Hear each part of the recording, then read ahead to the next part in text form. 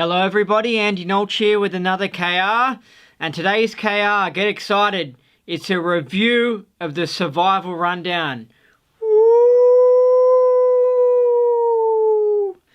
Oh yeah! Oh, no he didn't! No he didn't! Alright, now before I get started though, I've got to mention, if you are clear or above, and you're in the Australia and New Zealand area, contact me if you're interested in doing your OT levels, because I'll pass on your details to somebody who's arranging that. Okay, so if you're clear or above in the Australia, New Zealand area, contact me. All right, my email's on my YouTube channel, but it's just my name, andynolch@hotmail.com. Okay, Survival Rundown. Okay, my review of this, just to cut to the chase in case someone wants a quick answer, I recommend doing it. I am not a member of the church. I'm an independent Scientologist, and the church delivers the Survival Rundown. But that doesn't mean I don't think you can still do the survival run. Like, as in the fact that I'm not a fan of the church, it doesn't mean you still can't do the survival rundown in the church and get benefit from it. So that's why I'm doing a review of it, and I want to let people in the independent field know, like CSs and stuff, know a bit what it's like.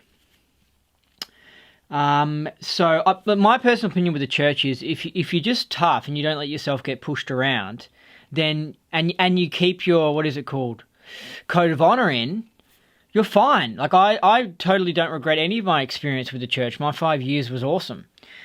Anyway, so the Survival Rundown.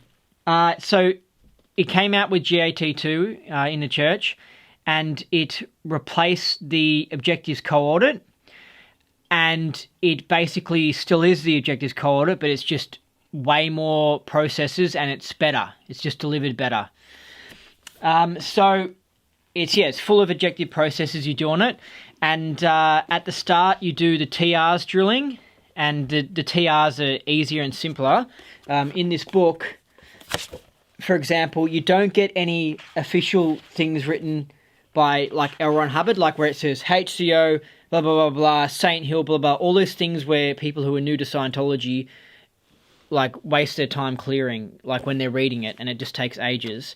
It just has the TR. Like, for example, here it is. It says Training 6, Body Control Commands, and it doesn't have all the complicated stuff, Saint Hill and all those other sorts of things. It's set up so that basically students can go in there and do it and not have to clear a million words. And if you do need to clear words on these simple things, there's the definitions in the back, which are pretty simple. So it's much better. You can fly through the training side of it. And then when it comes to the processes, I did this about 3 years ago, this course. The processes that are in this actual book are the standard, like, CCH1 up to, like, Op Pro by Dupe. That's standard battery of processes that were on the old course. They're actually in this book. The actual commands of them, like, start, change, stop on an object. Yep, there it is. But on the Survival Rundown, you have heaps more objective processes, but they aren't actually in the book. So what'll happen is that the CS will give you a piece of paper to deliver the process.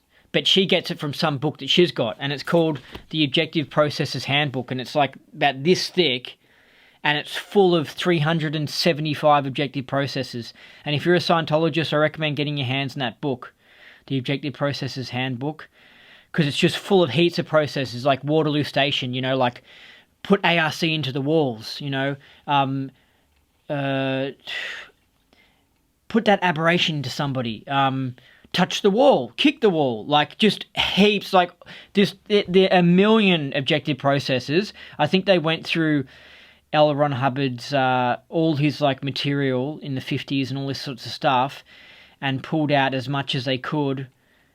They just looked everywhere for an objective process and put it into one big book.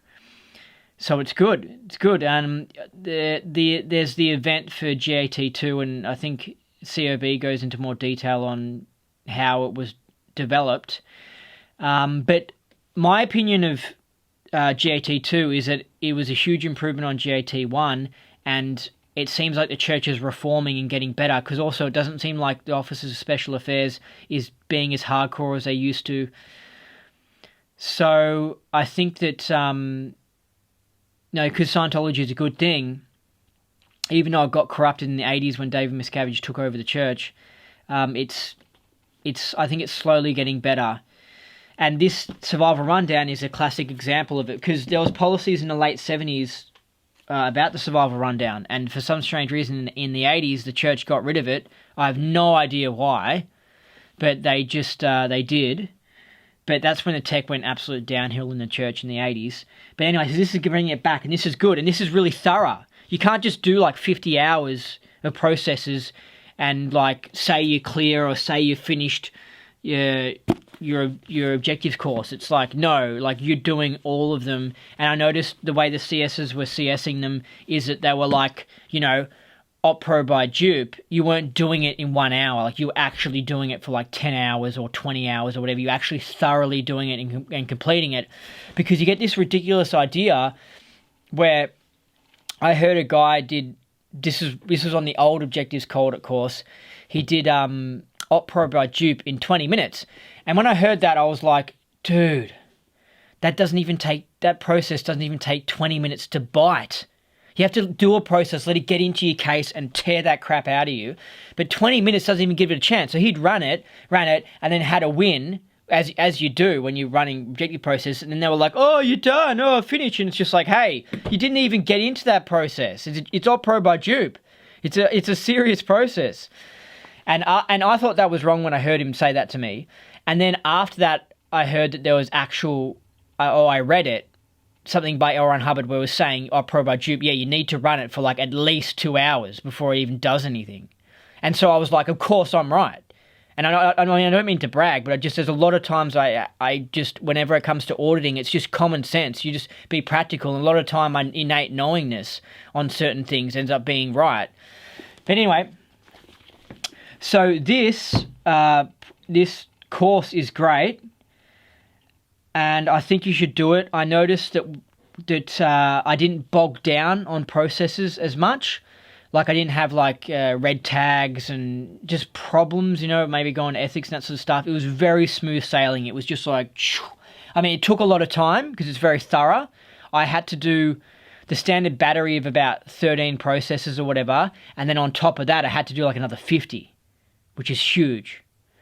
A lot of people had to do like another 25, and some people, if they were like born into a Scientologist family and hadn't had any drugs and were like these goodies that just don't have suppressive environments when they're being raised as a kids that I'm jealous of, that they just have these beautiful Scientology upbringings. Like, sometimes it goes bad for people in the church and that, but I just noticed there were some kids who you could just tell their parents, didn't invalidate them and tell them, you can't do this, you're crap, and give them bad advice about things. Their parents gave them a lot of granting of beingness and real niceness. And so they'll come to be like a 21-year-old going to do their Survival Rundown, and they just breeze through it because their case isn't charged up like a Christmas tree. And anyway, so they would only have to do like an additional like 15 processes or something. So yeah, you get a huge amount of case change and all this sorts of stuff. They're sort of fun to do because a lot of them don't last for that long, and like only one session, and some of them you can do in like 20 minutes, and some of them you can do in 2 hours or 5 hours. Some of them, it's really rare, might be like a really long one with heaps of parts to it. But yeah, it's really good. It gets you surviving. Basically, that's what it does. It's probably not going to make an amazing, fantastic OT clear genius, but what it will do is it'll get someone switched on, be smart, be productive, be a good worker, be able to look after themselves. Not like a person that's struggling, that's on welfare, that needs to take drugs, that like overeats all the time because they're like sad, they just eat chocolate all the time or something like that. They have not like they all these fights and all this sort of stuff. Like it'll get rid of all that crap out of someone's life, and that's why it puts them into a good shape in order to start, doing the subjective auditing and stuff. It just gets them surviving the way life's supposed to be. You shouldn't be struggling and being like, oh, I can't pay rent and all this sort of stuff. This will just get you able to look after yourself, which in this corrupt world that we've got with the New World Order, and just listen to Alex Jones, like all this crazy corruption that's going on, all that is creating victims. It's creating people that can't survive and can't look after themselves, that need to rely on government benefits, and just a lot of like just badness. But this gets you like switched on, kind of what I think of like a stereotypical male in the 1950s in the Western society, in that they were like, they could provide for their families, they owned a car, they owned a house, they earned a good living, they were practical, their houses, the lawns of their houses were neat and clean. Like, this is a whole generation of people I've noticed. It's my grandparents' generation. They were a really switched on, non-aberrated generation. They were the generation who started doing Scientology in the first place. But they weren't that screwed up. And then after that, their kids, they're the ones that had all the drugs and just the crazy propaganda and the just degraded school system. See, the school system used to actually kind of teach you how to read. Like my grandparents could read stuff, whereas kids, I couldn't read. Literally, Scientology pretty much taught me how to read. And I got A marks at school. I was an excellent student at school, and I couldn't even really read. You know what I mean? Like, you know what I mean if you've studied study tech, but like I couldn't actually really understand sentences and all that sort of stuff, and I got A's. Anyway, but my grandparents' generation, they were really switched on and practical, and they were not aberrated, and they had 3 kids, and they were surviving the way we're supposed to be, and we were looking after ourselves. So this is what that'll create, which is fantastic. This is like LRH's weapon against the New World Order and them trying to degrade everyone with drugs and screw everything up, and yeah. So you get to do cool processes. With me, I found that, and when I say survival rundown, I'm talking about objective processes just in general, because it's the same thing. But I became much more myself. I became much more responsible. I became much more able. Instead of being this thing walking around with all this case going on, I think it did throw it away. And the biggest win I had on this was on SOP 8C, because that deals with control, and I've had a lot of problems with control in my life, because there's a lot of bad control going on, like bad control from teachers and even bad auditors, but like just lots of control from the government, like there's speed cameras everywhere, just all this sort of control. So there's a big button on me, because I'm different. So I'm the sort of person that if there's a lot of rules, I just manage to break rules because I'm different and funky. And so I had a big button on freedom and controls and all this sort of stuff. So on the SOP 8C, I took so long, and I had so many reactions. It really hit me. It really hit me. I was just like, whoa, this is biting. And so what I had, the big win I had was that I was you're asked to like go over to objects in a room, and you sort of asked about them. And I was looking at a button for like an air conditioner, and I looked around and I was like, you know what? I don't know if this world is all illusionary, because you hear that from scientists or whatever, and even from Scientologists, it's all illusion or whatever. And I don't know what this wall's made of, and I don't know who I am, I don't know who you are, but you know what I know? I know that this button on the air conditioner can be pressed. Like, I can't deny that. Like, that's definitely can be pressed. And I looked at the wall and I go, this is definitely a brick. You know what I mean? I was like, everything else is confusion, blah, blah, blah, but it's all because I've been confused by the New World Order and the propaganda and the media and the lies and the bad education system where you don't tell you how to clear words and you rush over things when you're studying them. You do them at like 1,000,000 miles an hour. It's like, let's learn something. And like, it's like, hold on. How about I actually learn one thing properly as opposed to just shooting through it all? Like rushing, it's just stupid. So I was like, and this is a brick. And I was like, and this is a table. And I know it sounds really dumb, but for me, it was a really, really big thing because it was like, I know something for once that I can be 100% certain about. And I was like, I can be 100% certain this button can be pressed. And I can be 100% certain that this pen is a pen. You know what I mean? And it was a really, really big win because from then on, I started looking at people and going, that tone level is anger. That tone level is 1-1. That tone level is happy. And then I started picking out things that were not like hard, messy objects, like abstract ideas and stuff and like political ideas. And I was like, no, this is that and this is that. And it gave me my knowingness back and it gave me my certainty back on everything. And I wasn't walking around like, what the hell's going on? I'm confused, huh? Obama said this, but then he did that. Oh, and then you find out Obama's just a 1-1 SP and like they just do deceptive things that confuse you, you know? And so...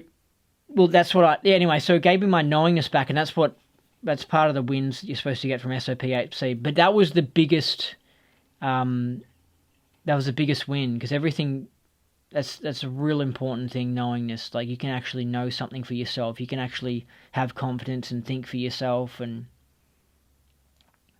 I don't know, imagine it this way. Think of someone who's like a weak, sort of pathetic loser, and they've got like a bully family or something, or I don't know, brother or something, and you see that the person's weak and pathetic all the time. They're like, oh, I don't know if I can learn how to play tennis, and oh, I don't know if I can flip a burger, and like you're sitting there looking at you going, oh, this guy's just been like bullied by his family or some shit, and that's why he's acting all uncertain. Well, if he did this course, Survival Rundown and Objective Processes and Scientology, he would start being able to think for himself, and he would start being practical and start being able to just do things, not be like, oh, the whole thing essentially de-PTSs you. Because this is my personal opinion with PTSness. I feel it's a gradient scale. And I think that when someone actually gets sick and when they need to go to ethics for a PDS handling or actually get a PDS handling in session, that's when it's like they're really PDS. But I feel like outside of that, there's like a scale of PDSness, and this sends you more and more to being de-PTSed. Like, you know, don't be PDS to the middle class and don't be PDS to the New World Order. Anyway, so this will de-PTS you. And if you don't know what PDS means, bad luck. You shouldn't be watching these videos because you don't know what Scientology is. Anyway.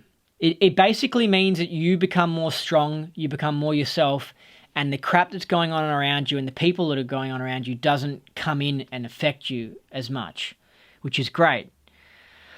On this, I noticed big wins from other people as well. Like, you come to life, you become healthier, you look younger. Like, I remember a lady who was doing it, it was probably about 36, and it had like 2 kids or something, and she'd done this, right? And she was like smoking hot at the end of it. Like, she looked like this hot 22-year-old uni student, and she didn't look like a mum with 3 kids or any, like, she was just like, whoa, what has happened to you? Obviously, it just gotten all this case and thrown it away, and it made her come back alive again like a Thetan, and the body that she was in, she really made that body look amazing because the Thetan was really operating it. Because, you know, the more energy or theta you have, the more the body lives better.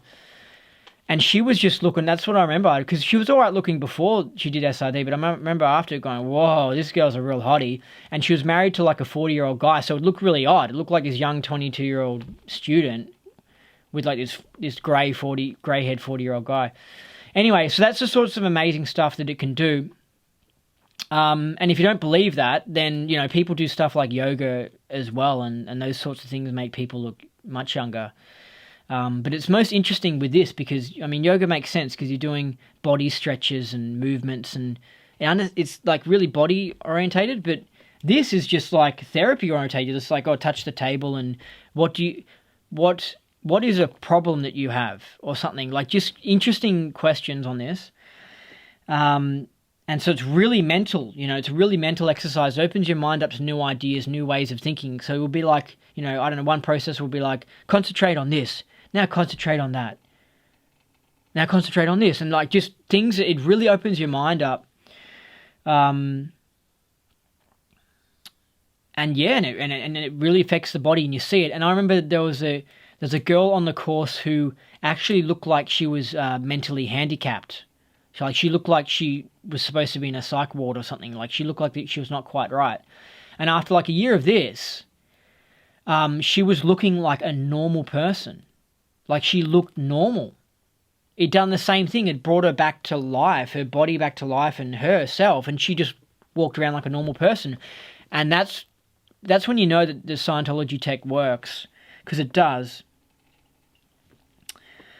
And yeah, it's pretty amazing. And you see people come out of valences that they've got. Like I was auditing someone who had very strong valences, and it was amazing because, L. Ron Hubbard talks about valences, but then when you actually see it, you're like, whoa, that's a man full on acting like a 13-year-old girl, like full on acting like a 13-year-old girl, and also wearing 13-year-old girls' clothes. Like I'm not kidding. Because I like him. I like those clothes. And they'll just wear them and you're like, whoa, that is someone who's out of valence. And he had other valences as well, so it was really interesting. But what you notice is someone comes out of those valences and they just be more natural and more normal and more than who they are. You know what I mean? They're not acting like a 13-year-old kid. Like it's like they act like their own valence, and it's really interesting to see. My idea of that is that as you become more low-toned and more fear, you adopt a valence that's like a protection mechanism. So like you're like, I don't know what to do. Act like a tough man. Hi everyone, I'm a man, yeah, and I'm going to do a man's job, and you start doing like a carpenter, and you're like, yeah, and you actually start putting on the voice, and then it becomes a habit, and then before you know it, you're literally going, yeah, I'm a man, and I'm Terry, and you're like you've taken this valence on, and you've ran with it, and you're stuck with it as a permanent habit, and you only did it in the first place because you became scared within you. You're too scared to just be yourself. I guess it's kind of like, imagine a singer, right? Instead of singing a song the way they feel, they sing a song the way Elvis sang. Because everyone knows Elvis and it's acceptable and it's okay to sing like that. So they start singing like Elvis. And they don't be themselves as a natural singer. So like he's putting on the balance of Elvis. So in this situation, like a man might put on the balance of a woman, or a woman might put on a balance of a man. And so how you solve that is you key them out and you let them feel comfortable and safe in the environment, and they start to go, whoa, and they start acting like, stop putting on this valence, and they're just like, oh, I can sing the way I feel like singing. I don't have to put on the Elvis voice, and people are okay with that, and then they start singing the way they feel like singing. You know what I mean? Hope you can understand these ideas I'm talking about. So I mean, there's even a process on this that I think that is like, look around here and spot something that you find that is threatening. So someone who's scared a lot of the time, and I probably had to do this process because I was scared a lot of the time. I mean, I did so many processes I can't remember, but I would I guess look around and go, oh yeah, I'm scared of that, or I'm scared of that, and then you start going, hold on, I'm scared of stuff all the time. What's wrong with me? I need to not be as scared. The environment's pretty safe, and then you got the EP, But it's amazing, and I remember I did this, and I was auditing my twin, and I was asking her the command, and this was the first time I ever really audited someone, and she started yawning and falling asleep, and I was like, it blew my mind. I was like, my whole idea of reality, the whole Truman Show that is life, that is the physical universe, just broke down, because I was like, whoa, this doesn't make any sense. Why the hell is she yawning? I was just asking her to touch a wall. So I get her to touch a wall, she touch a wall. And it wasn't like she was yawning because it was the afternoon and she was tired and wanted a nap. It was like, it was from the command, and she wasn't previously tired before that. And this is what these processes do, is they make you yawn. It's kind of like yoga. When you do certain poses in yoga, like, it brings out a lot of crap and you're like, whoa, what the hell was that? You know, it's unusual, but it's just the truth. It's how it is. And so you do this and you see things in your twin that you're auditing, and that's great as well. You learn a lot from auditing someone else, co-auditing. And you're like, what the hell? Like, this is amazing. Like, I remember I ran a process that was really funky, like really biting for my twin. And, like, you're not supposed to laugh when you're an auditor in session because you're supposed to get on with the session. But I couldn't stop laughing as an auditor. Like, he was acting like, whoa, like the stuff that was coming out of his mouth. He was, like, looking at me going, I'm now a cheese grater. I'm a cheese grater. Like... And he was going, oh, my head's been cut off. And it was just like this. He was just saying the most bizarre things ever. And it didn't matter how many times I practiced trying not to laugh. I could not laugh. And that's what's good about this course as well.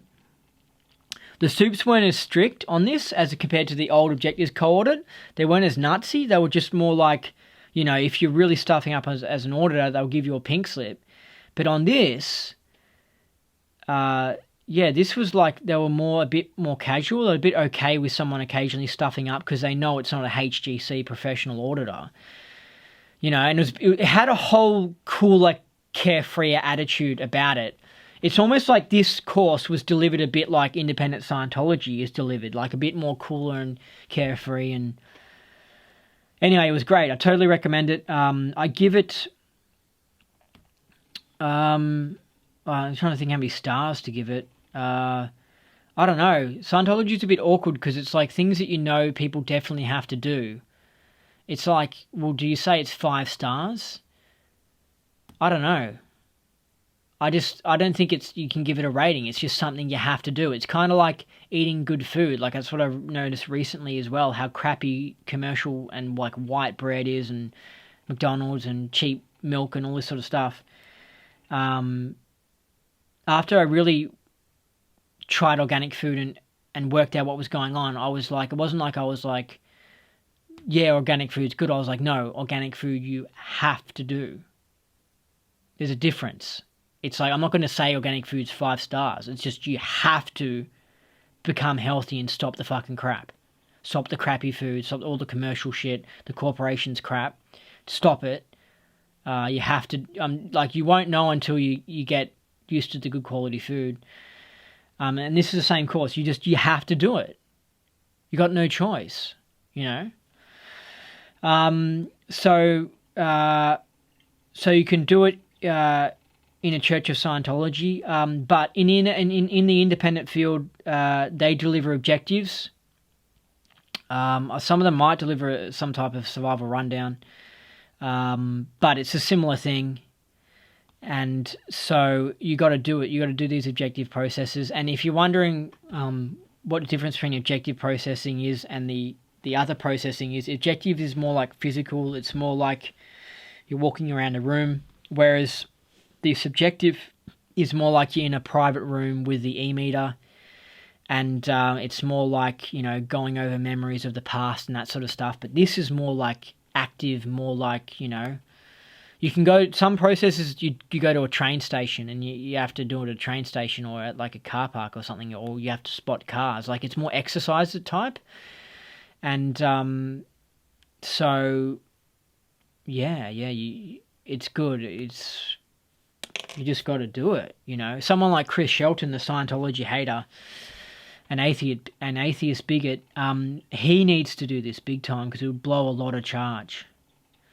But sadly, when he was involved with the church, they weren't delivering it, and the tech was pretty crappy. But anyway, that's it for me. That's it for this KR. Look after yourselves and get up that bridge, because it's a lot funner.